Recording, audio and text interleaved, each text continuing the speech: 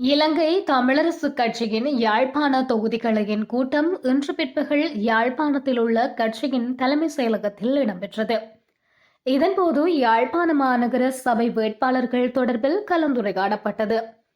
கலந்துரையாடலில் இலங்கை தமிழரசுக் கட்சியின் பதில் தலைவர் CVK சிவஞானம், பொதுச் செயலாளர் ஜனாதிபதி சட்டத்தரணி MA சுமந்திரன், முன்னாள் நாடாளுமன்ற உறுப்பினர் சொலமன் ஸ்ரில், யாழ்ப்பாண மாநகர சபையின் முன்னாள் முதல்வர் இமானுவல் அர்னோல்ட், யாழ் மாநகர சபை வேட்பாளர்கள் என பலரும் கலந்து கொண்டிருந்தனர். எதிர்வரும் உள்ளூராட்சி மன்ற தேர்தல்கள் சம்பந்தமாக இலங்கை தமிழரசு கட்சி வெவ்வேறு மாவட்டங்களிலே மாவட்ட கிளை கூட்டங்களும், யாழ்ப்பாணத்திலே பல தொகுதிகள் இருக்கிற காரணத்தினாலே நாங்கள் தொகுதி கிளை கூட்டங்களையும் நடத்தி வருகிறோம். மாவட்டமாக கூட ஒரு தடவை கூடியிருந்தோம். ஒவ்வொரு இடங்களிலே எங்களுடைய தொகுதி கிளை கூட்டங்கள் நடைபெறுகிறது. இன்றைக்கு யாழ்ப்பாண தொகுதி கூட்டம் நடைபெற்றிருக்கிறது.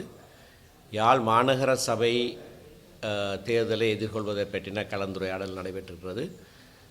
சென்ற வாரம் மாநகர சபை எல்லைக்குள்ளே வருகிற நல்லூர் தொகுதியைச் சேர்ந்த கூட்டமும் நடைபெற்றது.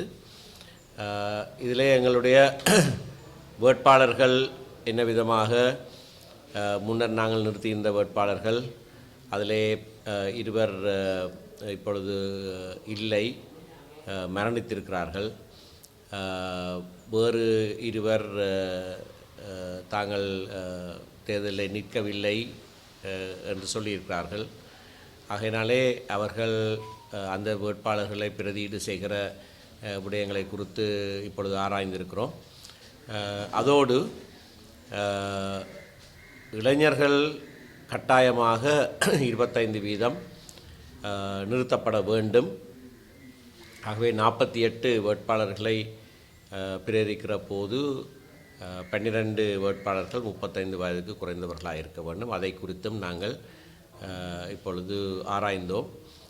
பெண் வேட்பாளர்கள் முதலாவது பட்டியலிலே 4 பேர் நிறுத்தப்பட வேண்டும். இரண்டாவது பட்டியலிலே 10 பேர் நிறுத்தப்பட வேண்டும். ஆகவே அதற்கான ஒழுங்குகளை தற்போது நாங்கள் செய்து வருகிறோம். விசேடமாக நாங்கள் சென்ற தடவை, அதாவது 2023 இறுதி செய்த வேட்பாளர் பட்டியலில் இருந்து செய்யப்பட வேண்டிய சில மாற்றங்களை பற்றித்தான் நாங்கள் இப்பொழுது பேசியிருக்கிறோம். அவற்றை இன்னும் 2 நாட்களிலே அந்த பிரதியீடுகளை நாங்கள் உறுதி செய்து திரும்பவும் புதன்கிழமை சந்தித்து மாநகர சபை பட்டியலை இறுதி செய்வதென்று தீர்மானித்திருக்கிறோம். இருக்கின்ற உள்ளூராட்சி மன்றங்களிலே கட்சிகளுடன் சேர்ந்து போட்டியிடக்கூடிய உள்ளூராட்சி சபைகள் இது சம்பந்தமாக ஒவ்வொரு கிளை கூட்டத்திலே முடிவிலையும் ஊடகவியலாளர்கள் கேள்வி கேட்டுக்கொண்டே இருக்கிறார்கள். இது சம்பந்தமாக எங்களுடைய தலைவர் எடுத்த முயற்சி எல்லாருக்கும் தெரிந்த விடயம்.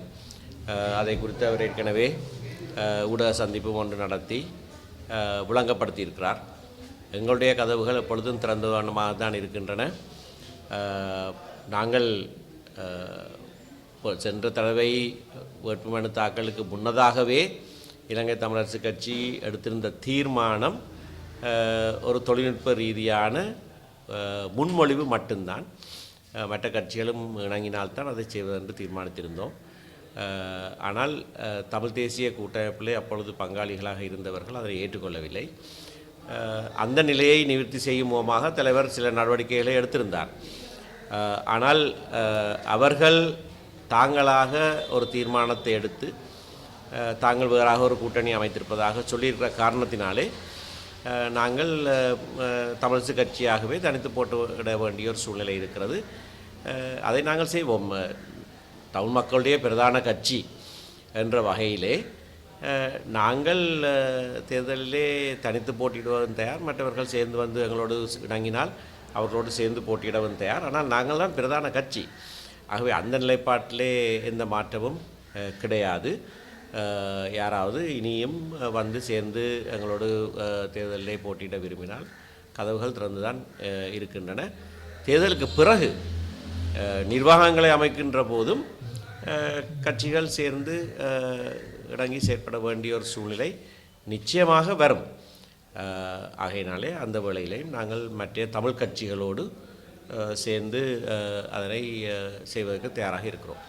கொழும்பு போட்டியிடுவதற்கு கூறப்பட்டிருந்த போதும் ஆனால் அனுர அலை ஓயவில்லை என்று நீங்கள் கூறியதாக ஊடகங்கள் செய்தி வெளியிட்டிருக்கின்றன. அதனால் தான் போட்டியிடவில்லை என்று. கொழும்பு மாநகர சபையிலே போட்டியிடவில்லை என்று எடுத்த தீர்மானத்துக்கு அனுர அலைக்கும் எந்த விதமான சம்பந்தமும் கிடையாது. நீங்கள் ஏன் அது ரெண்டையும் இணைத்து கேள்வி கேட்கிறீர்கள் எனக்கு புரியவில்லை. நீங்கள் கூறியதாக அனுர அலையை பற்றி சொன்னது வேறொரு செய்தி, கொழும்பு மாநகர சபையில் போட்டியிடவில்லை என்று தீர்மானித்தது இன்னொரு செய்தி. ரெண்டுக்கும் எந்த தொடர்பும் கிடையாது. வடகிழக்கிலே இந்த தினம் போன நாடாளுமன்ற தேர்தலில் பேசிய அனுர அலை உள்ளூராட்சி சபை தேர்தல்களில் வீசாது என்று நினைக்கிறேன். வீசாது என்பதுதான் எங்களுடைய நம்பிக்கை. ஏனென்றால் இது உள்ளூர் தேர்தல். அதனால்தான் நாங்கள் எங்களுடைய மக்களுக்கும் அதனை திரும்பவும் ஞாபகப்படுத்துகிறோம். நம்மூர் நம்மோடு, இது ஊர் தேர்தல், ஊர் விவகாரங்களை கவனிக்கிற விடயங்கள்.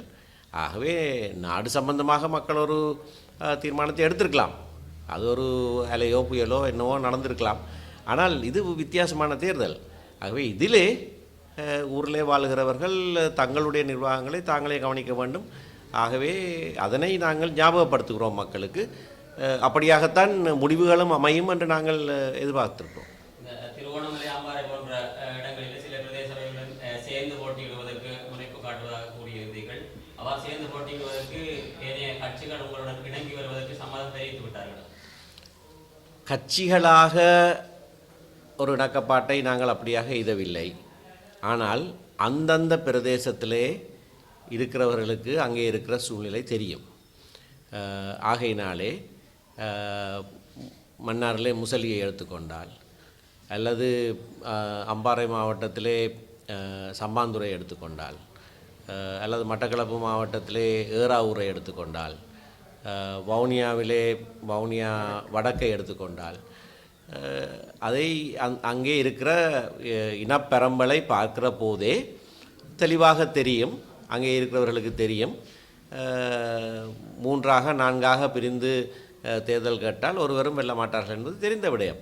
ஆகையினாலே அந்தந்த இடத்துக்கு ஏற்றவாறு சில மாற்றங்கள் செய்யப்படும்.